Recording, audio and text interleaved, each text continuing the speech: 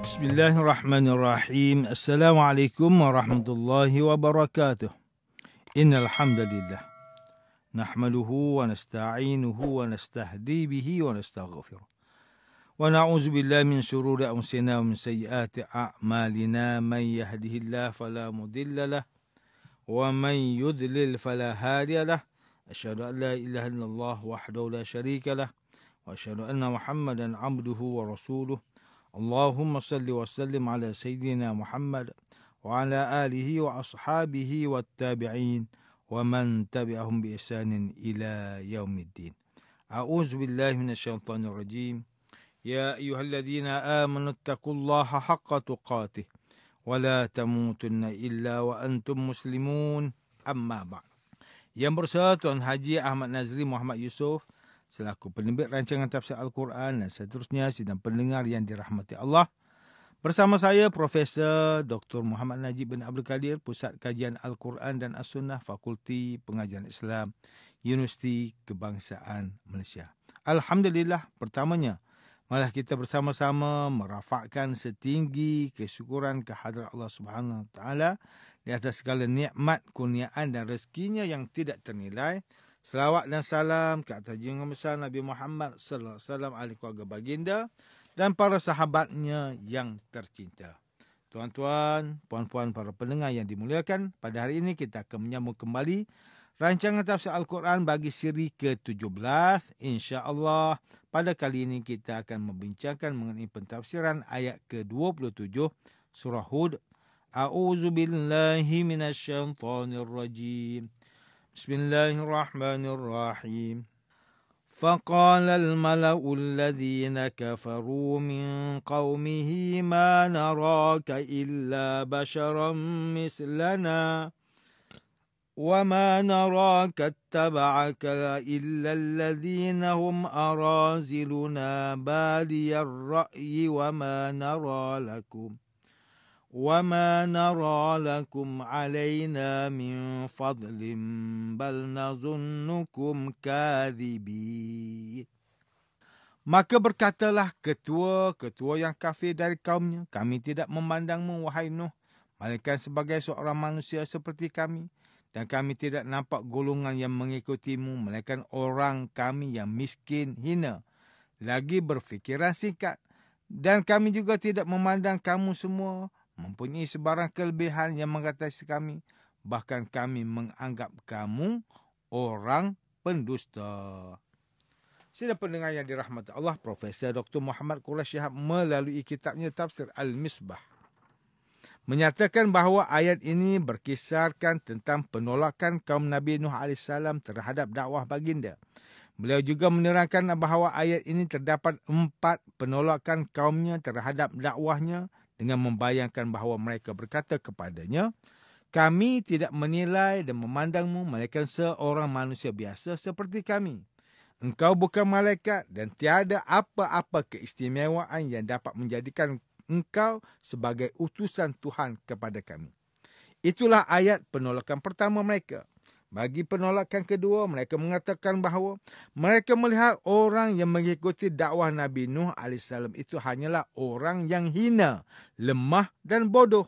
Dan mereka menyangka bahawa orang yang mengikut petunjuk Tuhan itu pastilah orang yang kuat dan bijak pandai sahaja. Bagi hujah penolakan ketiga, mereka memandang bahawa pengikut Nabi Nuh AS tidak memiliki apa-apa kelebihan pun dalam masyarakat seperti pangkat dan harta. Dan hujah penolakan terakhir mereka yang diterangkan oleh Profesor Dr. Muhammad Quraish Shihab dalam kitab tafsirnya ini adalah Nabi Nuh AS dan pengikutnya adalah pembohong yang selalu mengajak ke arah dakwah. Mereka juga mendakwa bahawa baginda dan pengikutnya berbohong menggunakan nama Allah dalam dakwah serta menuduh baginda dan pengikutnya yang sebenarnya mahukan kekayaan dan jawatan dalam kalangan mereka. Begitulah sikap kaum Nabi Nuh AS yang menolak dakwah baginda kerana pemikiran mereka hanya menilai kepada perkara yang bersifat material sahaja, tanpa memandang aspek spiritual. Akibatnya segala bentuk ajakan yang tidak membawa nilai tambah kepada aspek material, maka mereka itu adalah ajakan yang menipu. Menurut Profesor Dr. Muhammad Shihab, fenomena begini adalah kebiasaan yang berlaku dalam sejarah para nabi terdahulu. Apabila lahir seorang manusia yang dipilih Allah sebagai Rasul, yang mahu membawa keadilan dan kebenaran dalam masyarakat, maka golongan yang lemah inilah yang akan bangkit awal bersama dengan para Rasul menentang kezaliman dan kebatilan. Namun perkara ini tidak menafikan sejarah Islam bahawa terdapat insan-insan yang kaya serta berkedudukan tinggi dalam masyarakat juga bersama dalam perjuangan awal para Rasul memperjuangkan keadilan dan kebenaran. Seperti Saidina Abu Bakar As-Siddiq, Saidina Umar Al-Khattab, Uthman bin Affan dan serta ramai lagi. Sidang pendengar yang dimuliakan, Profesor Dr. Haji Abdul Malik bin Abdul Karim Amrullah, atau lebih dikenali sebagai Hamka, melalui kitabnya Tafsir Al-Azhar, ketika mentafsirkan ayat ke-27 surah Hud ini, beliau memberi tumpuan awal pada kalimah Al-Mala'u, yang bermaksud golongan yang terkemuka dalam kaum Nabi Nuh AS. Pendirian mereka adalah tidak mahu menerima kebenaran dan kekal dalam kekufuran. Hamka menukilkan kata-kata Al-Qashani, salah seorang ulama Sufi, mengenai ayat ini. Maka berkatalah orang yang istimewa dalam kaumnya, iaitu mereka yang merasakan diri mereka itu berkuasa, sibuk dengan urusan dunia sehingga akal mereka tidak mahu lagi mendengar seruan kebenaran. Kata mereka, kami melihat engkau ini, wahai Nuh, hanyalah manusia biasa seperti kami sahaja. Al-Qashani menerangkan bahawa kaumnya berkata begitu kerana mereka hanya memandang pada lahiriah sahaja, yang mana pandangan mereka terbatas pada akal yang sempit dan penuh keraguan, serta pandangan mereka hanyalah mengikut hawa nafsu sahaja. Hamka membawa pandangan An-Nasir dalam mentafsirkan ayat ini bahawa kaum Nabi Nuh AS menolak dakwah baginda dari dua aspek.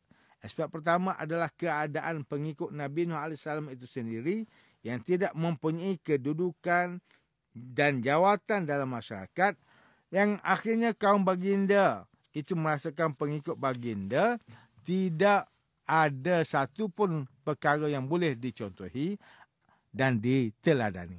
Aspek kedua adalah kaumnya berpendirian bahawa segala pengamalan ibadah dan apa yang mereka ikut daripada nenek moyang mereka itu tidak perlu difikirkan dan dipertimbangkan kebenarannya, cukup sekadar menjadi ikutan saja.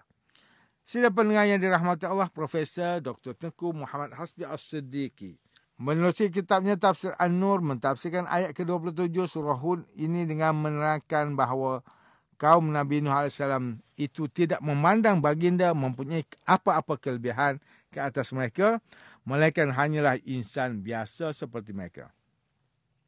Apabila mereka merasakan demikian, mereka yakin bahawa tidak ada keperluan buat mereka untuk mengikut dan mentaati baginda yang diutuskan sebagai Rasul kepada mereka. Profesor Dr. Tengku Muhammad Hasbi As-Siddiqi menambah lagi dalam tafsirnya bahawa pengikut Nabi Nuh AS adalah terdiri dari kalangan petani, buruh, nelayan dan lain-lain yang mempunyai latar belakang status sosial yang dianggap rendah dalam kalangan mereka. Ini juga menjadi sebab untuk kaumnya menolak seruan tauhid tersebut, bahkan menuduh baginda dan pengikutnya dengan pelbagai tuduhan yang tidak berasas. Profesor Dr. Tengku Muhammad Hasbi As-Siddiqi mengakhiri tafsirannya mengenai ayat ini dengan menyatakan bahawa kaum Nabi Nuh AS bersangka kuat terhadap baginda dan pengikutnya yang berbohong dalam berdakwah. Malah juga menuduh baginda dan pengikutnya telah untuk menghapuskan jalan ikutan nenek moyang yang diikuti mereka yang dianggap sebagai kebenaran. Profesor Dr. Haji Zainal Arifin Zakaria melalui kitabnya Tafsir Inspirasi menjelaskan tafsiran bagi ayat ke-27 surah Hud bahawa kaum Nabi Nuh AS dikuasai oleh nafsu jahat dalam diri mereka. 3 kekuatan yang ada pada nafsu jahat adalah mempunyai perasaan iri hati, menghina orang yang lemah dan mempunyai kesombongan. Tiga perkara inilah yang menyelubungi diri kaum baginda sehingga menolak kurniaan Allah yang paling besar, iaitu nikmat iman yang dibawa dalam dakwah baginda. Tuan-tuan dan puan-puan yang dirahmati Allah, demikianlah menurut tafsiran para ulama bagi ayat ke-27 surah Hud mengenai penolakan kaum Nabi Nuh AS terhadap dakwahnya serta mencela orang yang menyahut seruan dakwah baginda, termasuklah mentahmah baginda dan para sahabatnya dengan pelbagai tohmahan yang buruk. Jika kita menghayati kisah tersebut, hakikatnya sikap begini masih wujud dalam kalangan umat manusia pada hari ini, dalam kalangan mereka yang bukan Islam, tanpa kita menafikan terhadap juga mereka yang bukan Islam, yang mengambil sikap tidak memusuhi Islam.